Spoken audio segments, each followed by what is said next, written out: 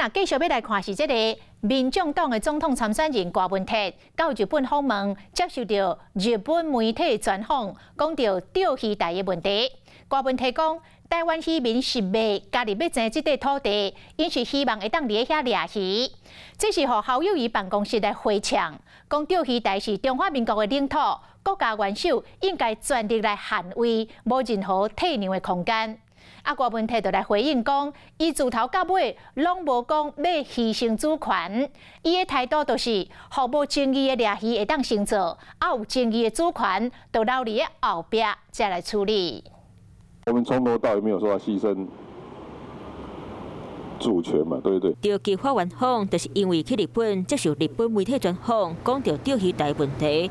郭文铁讲，台湾渔民袂想要家己去争迄块土地，是希望当伫遐掠鱼啊。这个话讲出去，互大家拢伫讨论。国民党想要2300万民众都想要那块土地，柯文哲市长，你真的国际的常识严重不足。钓鱼台是中华民国的领土，但现在在台日之间，我们有一定的协定。那廖汉有共款的主张，拢讲钓鱼台是中华民国的。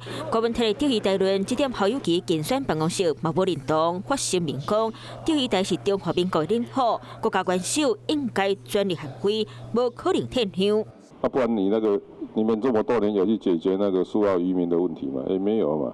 这个时候突然变得好像国家主权讲一大堆，那你平常在干什么？看到党内的侯友宜，郭文铁嘛，佮一摆解说家己的渔权优先论。那当地的渔民就一直在抱怨说，他们到钓鱼海地区去捕鱼呢，不是被驱赶就是被罚款。